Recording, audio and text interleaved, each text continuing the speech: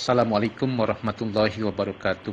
Alhamdulillah wassalatu wassalamu ala Rasulillah Muhammad ibn Abdillah wa ala alihi wa ashabihi wa man tabi'ahu bi ihsanin ila yaumil qiyamah. Alhamdulillah berjumpa kembali dengan saya Syamsul Yakin dalam kajian tafsir ayat-ayat puasa bagian keempat. Kajian ini bisa diikuti setiap hari Senin dan Kamis mulai pukul 16.30 sampai dengan pukul 17.10 melalui aplikasi Zoom. Kajian ini juga bisa diikuti setiap hari kecuali Sabtu dan hari Minggu di koran Jurnal Depok. Kajian kita pada bagian keempat ini berjudul karakteristik orang beriman.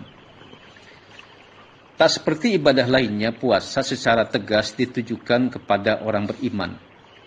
Allah Subhanahu wa ta'ala menyatakan hal itu, ya ayyuhalladzina amanu kutiba alaikumusiyam kama kutiba alal ladzina min qablikum la'allakum tattaqun. Hai orang-orang yang beriman, diwajibkan atas kamu berpuasa sebagaimana diwajibkan atas orang-orang sebelum kamu agar kamu bertakwa. Quran surah Al-Baqarah surat yang kedua ayat 183.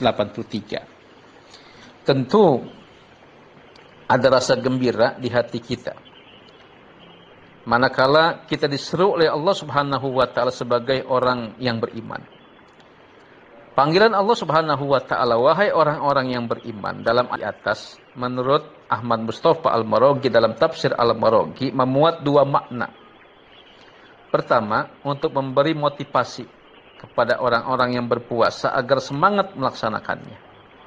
Kedua, untuk memberi hiburan kepada orang-orang yang melaksanakannya, mengingat beratnya melaksanakan ibadah puasa tersebut.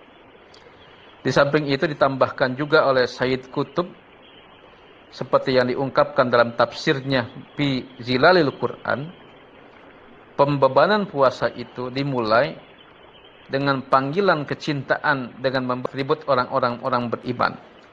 Meski puasa itu sebenarnya memiliki hikmah dan manfaat bagi manusia itu sendiri. Apalagi orang-orang terdahulu sudah diperintahkan untuk melaksanakan ibadah puasa.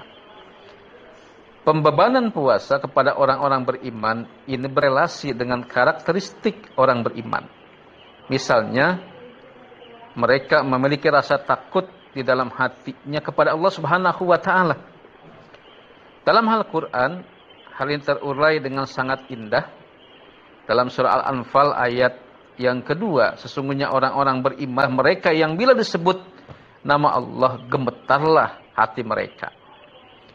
Kedua, orang-orang beriman apabila membaca titah Allah Subhanahu wa ta'ala dalam Al-Quran, maka akan bertambah keimanannya, kendati perintah itu sangat berat untuk dilaksanakan. Allah Subhanahu wa ta'ala berfirman, dan apabila dibacakan ayat-ayatnya, bertambahlah iman mereka. Ya, karena membacanya. Al-Quran dalam surah Al-Anfal masih dalam ayat yang kedua. Bagi orang yang beriman, dengan demikian, perintah puasa adalah tangga menuju takwa. Karakteristik ketiga orang beriman, sehingga dibebani kewajiban berpuasa oleh Allah Subhanahu wa ta'ala, adalah mereka senantiasa tawakal. Inilah penegasan Allah Subhanahu wa ta'ala, dan hanya kepada Tuhannya mereka bertawakal. Al-Quran surah Al-Anfal surat yang ke-8 ayat yang kedua. Ayat ini menyeratkan bahwa Allah Subhanahu wa ta'ala percaya ya kepada orang-orang beriman bahwa mereka mampu berpuasa. Ya. Karena apa? Karena mereka adalah orang-orang yang tawakal, orang-orang yang senantiasa berserah diri. Keempat, orang beriman adalah orang yang secara intensif berkomunikasi kepada Allah Subhanahu wa ta'ala dengan cara sholat. Orang beriman adalah orang-orang yang mendirikan sholat. Ya, Al-Quran surah Al-Anfal ayat. Orang-orang yang mendirikan sholat dapat dipastikan mereka berpuasa, kendati ada segelintir orang yang berpuasa tapi tidak sholat. Orang yang berpuasa tapi tidak sholat memecah ulama menjadi dua pendapat. Pertama, orang yang tidak sholat dihukumi kafir. Artinya orang yang beriman saja yang dibebani puasa. Puasa mereka tidak diterima oleh Allah Subhanahu wa taala. Kedua, orang yang tidak sholat dihukumi fasik. Sepanjang memenuhi tata cara berpuasa, Allah Subhanahu wa taala menerima puasanya. Karakteristik terakhir orang beriman adalah gemar memberi. Seperti firman Allah Subhanahu wa taala dalam Al-Qur'an surah Al-Anfal surat ke-8 ayat 3, dan mereka adalah orang yang menginfakkan rezeki yang kami berikan kepada mereka. Dengan demikian orang beriman memahami benar falsafah punya dan manusia punya karena dibeli oleh Allah Subhanahu wa taala. Manusia harus meniru Allah Subhanahu wa taala, yakni dengan cara memberi agar orang lain pun punya. Berpuasa pada saat merebaknya wabah corona, di mana banyak orang yang kehilangan pekerjaan, jadi momentum pembuktian keimanan. Buah dari puasa kita harus membuat orang lain bergembira, tidak lapar, dan memiliki harapan untuk masa depannya lebih baik. Puasa sejatinya tidak hanya bertaji secara teologis, tapi juga berhulu ledak secara sosiologis.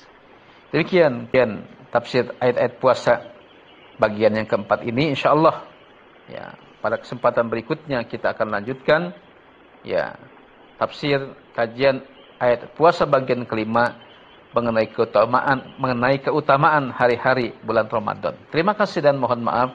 Billahi taufiq wal hidayah. Assalamualaikum warahmatullahi wabarakatuh.